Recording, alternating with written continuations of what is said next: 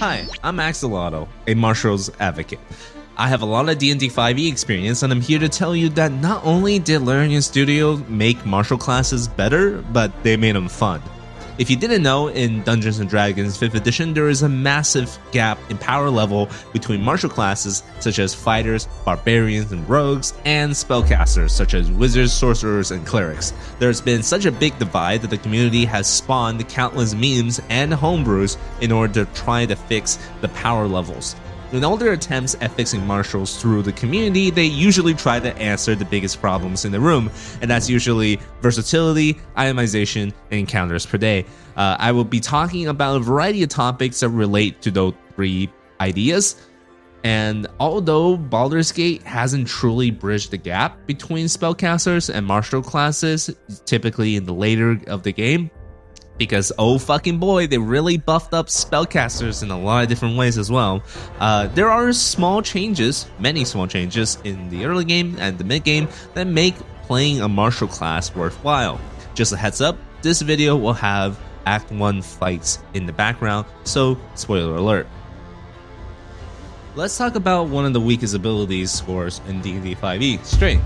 Strength is not used for many things in the tabletop game because people don't want to track weight for equipment and loot. Furthermore, in most tabletop games, height isn't really a factor because it's difficult for dungeon masters to have proper visualization for high ground.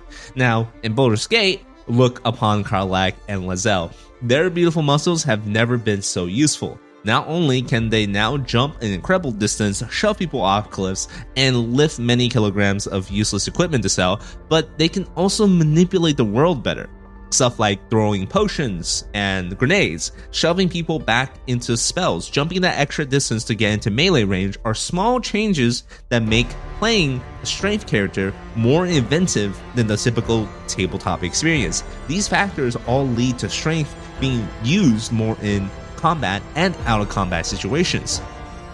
That leads to strength-based martials being more versatile, except I guess grappling isn't in this game, which kind of makes me sad because grappling builds are one of my favorite. Dexterity is generally seen as the better alternative to strength because at least dexterity ties itself into the combat initiative count. However, due to the weapon arts available, there are actually a lot of reasons to use strength over dex characters. In the tabletop game, there are few interesting attack modifiers available for pure martial classes, at least as of now. 1D&D is hoping to change that in the future. So, unless you are taking specific subclasses like the Battle Master, you are not getting a lot of ways to swing your sword, which is really a shame because stuff like D&D 4E's Warlord had a lot of attack modifiers for you, and Baldur's Gate gave you a lot of special abilities for each weapon that recharges on a short rest. Weapon arts are assigned to each weapon type, and they also have unique spells and abilities tied to unique weapons. You don't have to be a battle master fighter to have fun thinking about the possibilities of using your weapon in combat for something other than just hitting them pretty hard. This makes the game really, really interesting and, in my opinion, more fun.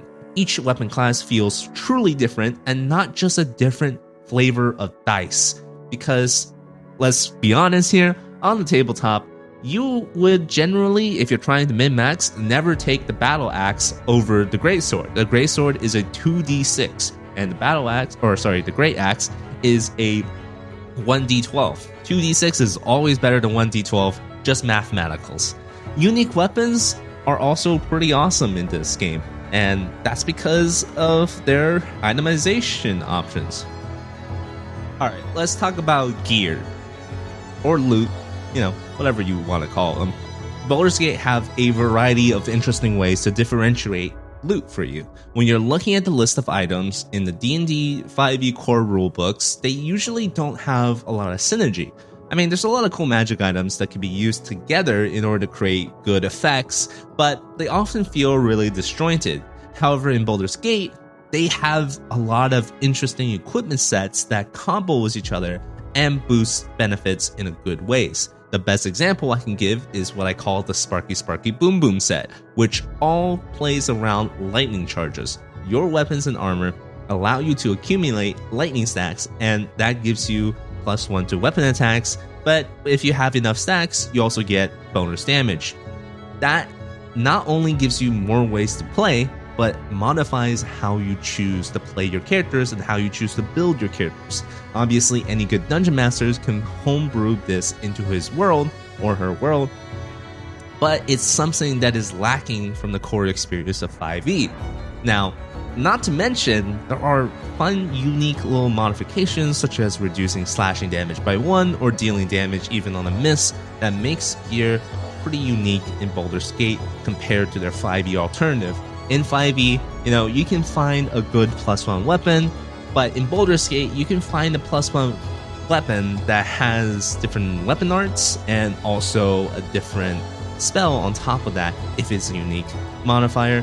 And I really, really appreciate that, especially because I've had situations like this in my own campaign where finding a legendary armor set was the main goal of the party, and that collecting those kind of weapon sets is really, really satisfying for players. So I really appreciate that Baldur's Gate had those mechanics and also do have good sets that synergize with each other.